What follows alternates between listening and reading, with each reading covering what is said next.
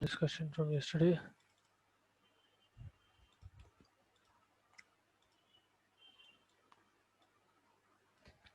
So yesterday I told you what is infiltrative or invasive ductal carcinoma.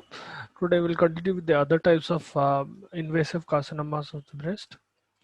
So second one, first one is infiltrative ductal carcinoma. Second one will be infiltrative or infiltrating lobular carcinoma. Carcinoma. Okay. इसमें क्या होता this basically comprises of 5% of all breast cancers that are occurring in a lady, and there is peculiar morphological difference from other invasive cancers in the sense that infiltrative lobular carcinoma mostly occurs bilaterally. Most other type of invasive carcinomas occur unilaterally, meaning only in one breast. Lobular carcinoma, on the other hand, infiltrative lobular carcinoma will mostly occur in both breasts, frequently bilateral. Pathologically, these cells are they might be what do you call well defined. It will vary. Sometimes it is well defined, wherein there is a proper serous mass, okay, a mass that is filled with serous fluid, or it can be poorly defined area. And if it is a poorly defined area, you will not be able to find it upon palpitation. Okay, it will not be a palpable mass, unlike the other type of carcinoma. Now, there is very little tendency for a lobular carcinoma or the lobular carcinoma tumor to form a gland. Okay, there are very few chances where gland formation occurs, and there will be what do you call production and secretion from that gland. As such, the cells that are present in the tumor, they look regular. They will be round and they'll be regular, and very rarely do they change their shape. They are not exactly pleomorphic. Okay, pleomorphism is a phenomenon where cells will change their shape. Okay, variable shape rather. Now, in these cells, if you look at them, they will look normal, and they will also not have frequent mitosis. Okay, so it is hard to understand that this is a cancer. So that is infiltrative lobular carcinoma. Mostly important points are mostly occurs bilaterally, and it is very what you call indistinguishable in the sense that it will not form any glands. It will mostly remain not if it is poorly developed, it will not be palpable. You will not be able to find that easily. If it is well defined, then it can be what you call with a serous mass, mass that is filled with serous fluid. Okay. Then we have the third type, which is medullary carcinomas. Now, medullary carcinomas comprise of 1% of all breast cancers. The tumor in medullary carcinoma will be a very large, well circumscribed, rounded mass. Okay, it will be fleshy, something like brain. Okay, it will literally look like brain. It will be soft and fleshy. Okay, so the tumor is soft, it is well circumscribed, and it is very large. Well circumscribed matlab there is a proper boundary to it. Okay, it's a large mass like this, and that mass will be very soft. Okay, generally this comprises of 1% of all breast cancers that are occurring in a person. Then fourth one will be colloid carcinoma. Colloid carcinoma is uncommon, okay, uncommon pattern of breast cancer. It will generally occur in older women, and it is very slow growing. As such, the tumor will be soft and gelatinous mass, and it will have demarcated borders. Okay, borders will be well defined, and the colloid carcinoma itself, it will contain a large amount of extracellular mucin. It can be epithelial mucin, or it might be acini that is filled with mucin, or sometimes both actually. Okay, so the colloid carcinoma is basically a soft and gelatinous mass, and that soft gelatinous mass with demarcated borders is because it has a lot of mucin in it. It will either have acini that are filled with mucin, or it will be it will have a large amount of extracellular epithelium that is producing mucin. Okay, anyway there will be a lot of mucin making it very soft, and this generally occurs in older women. Okay, very slow growing kind of carcinoma. It takes years together to completely develop. Then we have papillary carcinoma. This is a rare variety of infiltrative duct carcinoma. Okay, in this, what will happen is the stromal invasion that is occurring by these papillae, it will occur in the form of papillary structures. Okay, the stroma of your breast that will get invaded from ductal carcinoma. So the carcinoma is starting in the duct, intraductal carcinoma. वहां से infiltrate करके it is going into the stroma. ठीक है, it is invading into the stroma, and that invasion is by papillary structures. Okay, you'll be able to see small papillae present in the carcinoma.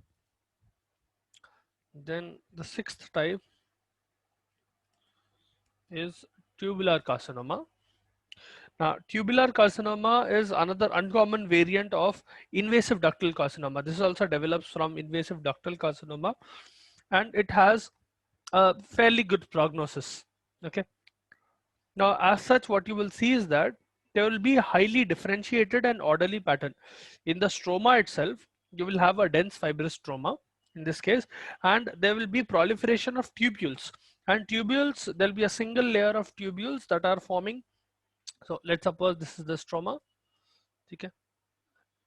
Let's suppose this is the stromal tissue. यहाँ पर there will be a single layer of well-defined tubules. So let's suppose I'm using pink for tubules. Okay. There is a nicely arranged area of well-defined tubules. Okay, single layer of tubules which are well defined, and they'll be evenly distributed all around the stroma. All right. So tubules itself are undergoing growth, and they themselves are making tumors. Okay. Tubules act as tumors here. They are proliferating and they are causing carcinoma. Then we have the seventh one, which is adenoid carcinoma. Now, adenoid carcinoma has excellent prognosis. There's not a lot about it for you, but as the name suggests, it will occur from a glandular structure. It is developing in a glandular structure and causing what you call carcinoma, but it has excellent prognosis. The patient can recover. Okay, prognosis basically indicates what is the chance of a patient surviving that particular condition. So, for example, if a patient has CKD, chronic kidney disease, and they have diabetes mellitus, and they have several other conditions, and they are old, okay, very old, somewhere around 70s, 80s, then the prognosis will be poor. There is lower chance of that patient surviving. Whereas if the same condition occurs in a younger patient, let's suppose someone who is around 30 years of age, okay, rare, but if it occurs, then prognosis will be much better. Also, if someone has, let's suppose, dengue, or let's suppose they have something like fracture, the prognosis will be excellent. Okay, there is very low chance that someone will die because of, let's suppose they have a vertical femur fracture, or they have a fracture in the forearm. Okay, in either cases they will not die. Generally they will not die, so the prognosis will be very good. Same is the case for adenoid carcinoma, adenoid cystic carcinoma specifically. It forms cysts. Adenoid cystic carcinoma. Then we have secretory carcinoma. Secretory carcinoma में क्या होता है? This mostly occurs in children. Okay, it has a good prognosis. Then there is the ninth type, which is inflammatory carcinoma. This is called inflammatory because the breast cancer, you will see redness, you will see edema, you'll see an inflammatory reaction. Basically there'll be redness, there'll be edema, tenderness to touch, and there will be rapid enlargement of that carcinoma. Okay, there will be swelling, and there'll be rapid enlargement due to what you call edema, and due to an inflammatory reaction. All right. Then the last type of invasive breast carcinoma will be carcinoma with metaplasia.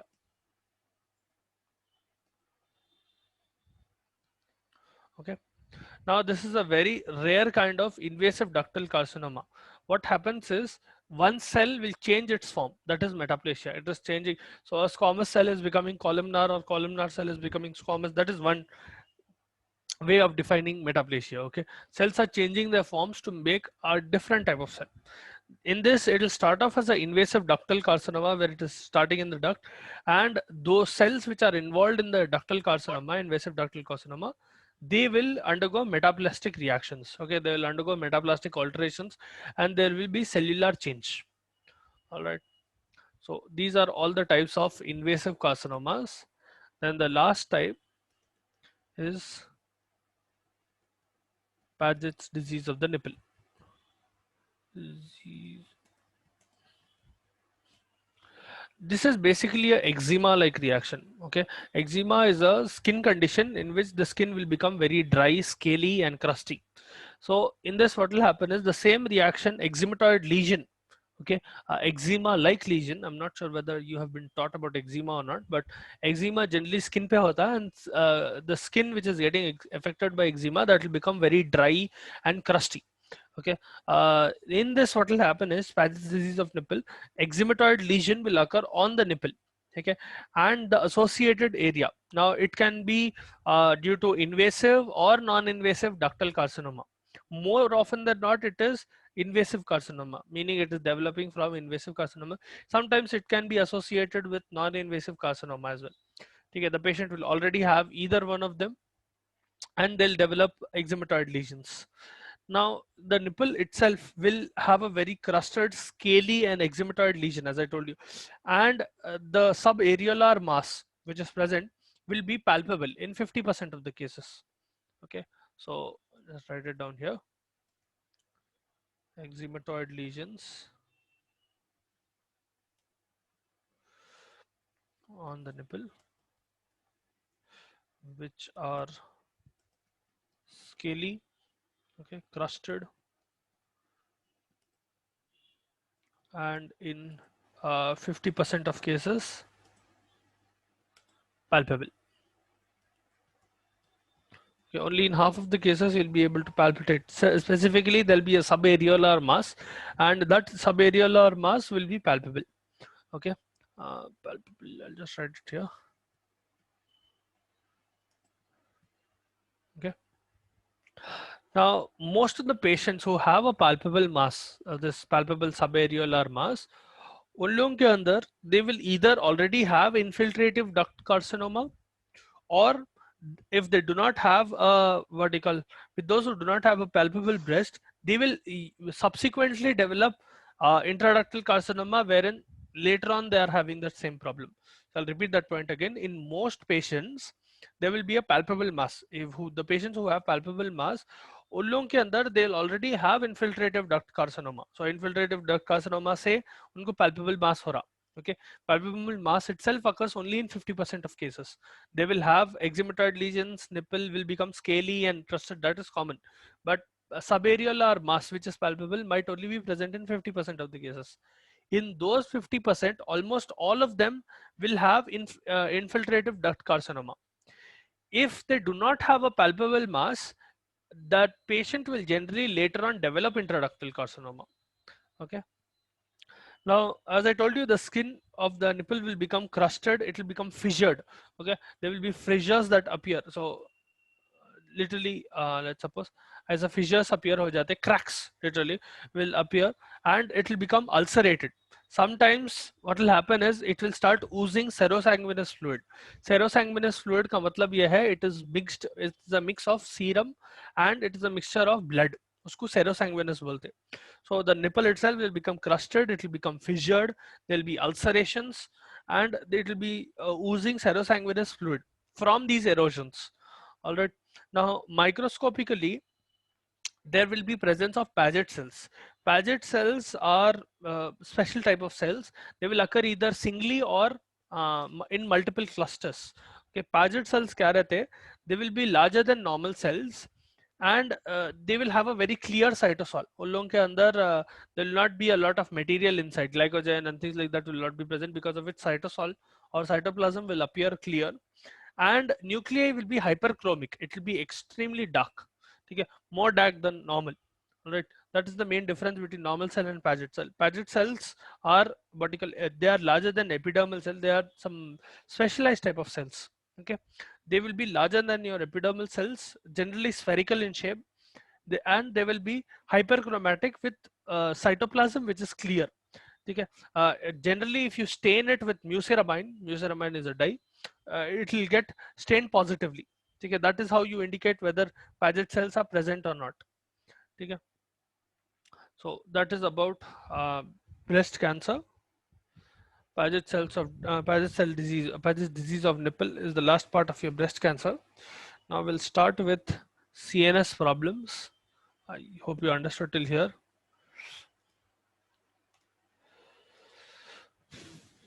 Right. The first topic we'll discuss is meningitis. Okay. Now, आपके just to give a brief introduction or to recapitulate what meninges are. Let's suppose this is your skull. Under your skull, you will have the first meninge, which is your dura mater. ठीक है?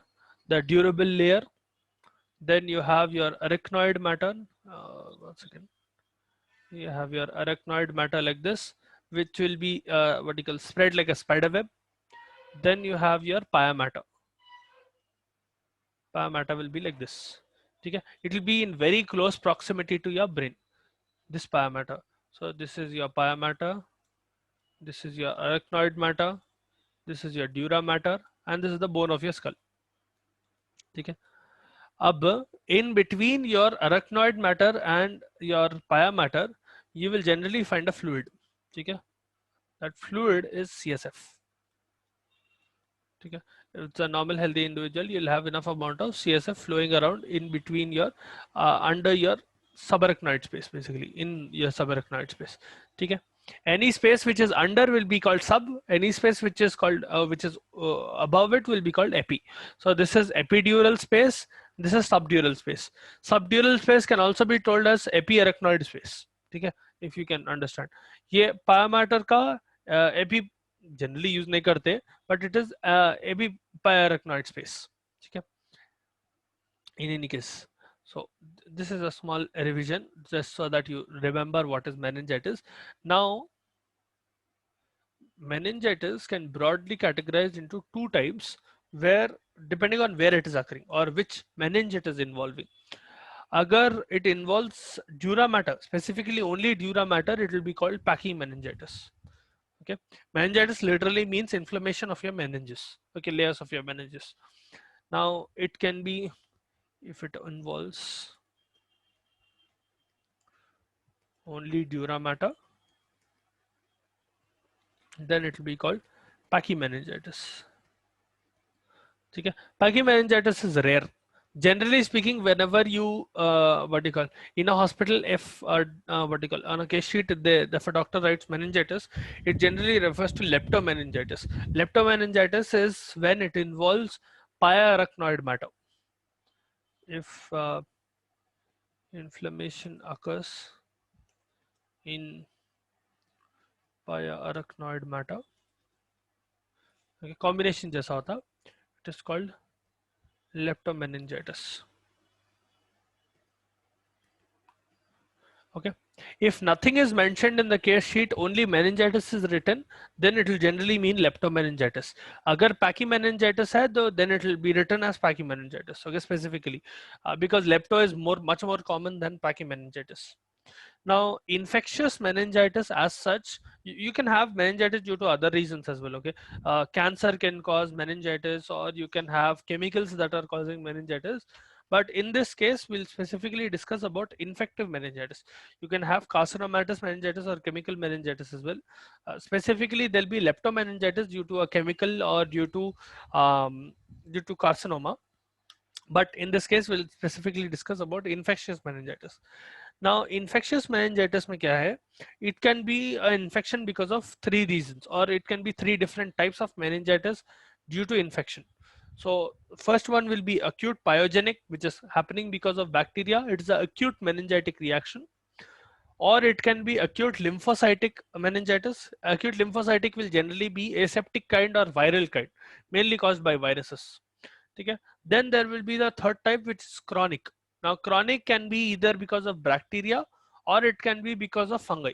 Okay? Cryptococcus, specifically Cryptococcus neoformans. So we'll discuss each of them briefly. Coming to acute pyogenic, इसको acute purulent भी बोलते हैं, pus forming basically. ठीक है, meningitis. Alright, this is the first one. अब इसमें क्या होता? There is a acute infection, obviously, wherein it is occurring very very quickly, and since the subarachnoid space gets infected, there will be pus in your CSF, and because CSF is continuous with your brain, your spinal cord, your optic nerves, your what do you call this meningitis, the infection specifically spreads to all of these areas. Wherever CSF is flowing, it will start spreading to that area, and if it goes for long enough, it will also start affecting your ventricles of your brain. Okay, if you remember, you have 4 ventricles in the brain. Okay, those ventricles will start getting affected as well because of meningitis, right? Meningitis is inflammation of the meninge, but it is because of bacteria. Now that bacteria, specifically if it is purulent, it will start making pus, and what will happen is your CSF, instead of being clear, normally it should be clear, okay, it will be become turbid. आप लोगों का कभी lumbar puncture करे, or have you seen how lumbar puncture is done, or do you know what is lumbar puncture? Ever heard of it or ever seen it being done? Sir पढ़ा है. पढ़ा है, कभी किया नहीं है या देखा नहीं है? No sir, we didn't see. No अच्छा, sir. लंबार पंक्चर में क्या करते हैं? L4 L5 के बीच में, L3 L4 या L4 L5 दोनों के बीच में एक छोटी नीडल दबा के you will basically try to extract CSF. ठीक है, you will pop into the epidural space and you will try to, sorry, you will pop into the subdural space and you will try to remove a little bit of CSF, a few drops of CSF, so that you can perform tests. Okay, whether to find out if there is infection or if there are specific proteins related to some infections or some other disease and things like that. अब आप जब CSF देखते हैं, it will be like a clear fluid. Okay, यहाँ पर because of pyogenic bacteria, it is purulent. There will be pus present inside the CSF. मतलब it will start becoming turbid. Okay, it will look little stained. ठीक है, turbid बन जाता CSF, and that turbid fluid will generally reside more in the sulci of your brain, or it can or a rand, actually it will be either in sulci, it can also be at the base of the brain near your brain stem. ठीक है, अगर fulminant case है, मतलब something which is occurring very aggressively, fulminant meningitis is a meningitis which is occurring very aggressively, and within a few days itself, if not treated, the patient will die. So that fulminant case में क्या होता है? There is special ventriculitis. There is excessive amount of ventriculitis wherein the ventricles will undergo specific inflammation, and there will be fibrous coating on the walls of your what you call ventricles as well as the walls of your meninges. Anyway, that is a fulminant case. Now, as such, sometimes what happens is this fulminant, this what you call purulent CSF, because it has pus, it might start causing obstruction. Okay, that pus will start getting accumulated in areas and it will start interfering with the flow of CSF. That will lead to obstructive hydrocephalus. We'll discuss about hydrocephalus after meningitis, but it is basically a condition where fluid starts to build up in your brain and specifically in your skull, and what will happen is pressure will increase. Generally, the most common complication with hydrocephalus is increase in intracranial pressure. Anyway, now the main organisms that can cause this meningitis, acute meningitis, bacteria ही रहते हैं. There will be E. coli, your Haemophilus influenza. It can be caused due to Neisseria meningitidis.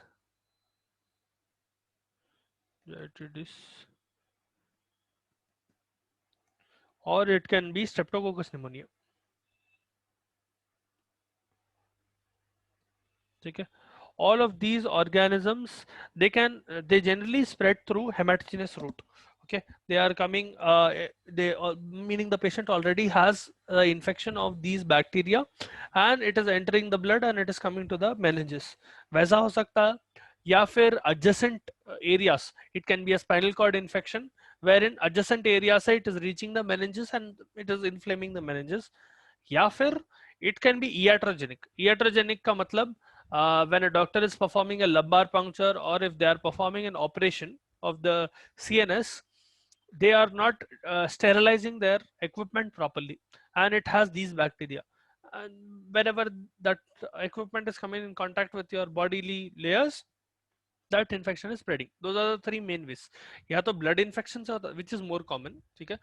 The patient already has E. coli infection, or they have H. influenza infection, or some other infection of these kind, and it is spreading to your blood, later on going to your brain. Normally speaking, BBB should be able to stop it, but these bacteria are very virulent and they'll be able to cross BBB.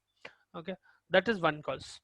Or there is adjacent infection in the nearby areas near the meninges, वहां से होता, या फिर iatrogenic रहता, wherein it is the fault of either a doctor or a healthcare professional who is either performing surgery or they are performing lumbar puncture with unsterilized equipment. In any case, what will happen is there will be turbidity of your CSF, and microscopically, if you see in the subarachnoid space, you will see a lot of neutrophils coming into the area. They'll start invading that area a lot. There'll be a proper inflammatory reaction there. Okay, technically speaking, acute bacterial meningitis is a medical emergency. You need to treat it very quickly, and the patient will show what you call clinical features which are very acute. Immediate manifestations will be the patient will have fever, they will have a very severe headache, they will start vomiting, they become drowsy, they might have stupor, sometimes they might have convulsions, or they might go into coma, okay, because of acute bacterial meningitis. So clinical features, let's write it here. Clinical features इसके रहते हैं. First of all, fever will come, then there is severe headache, followed by vomiting,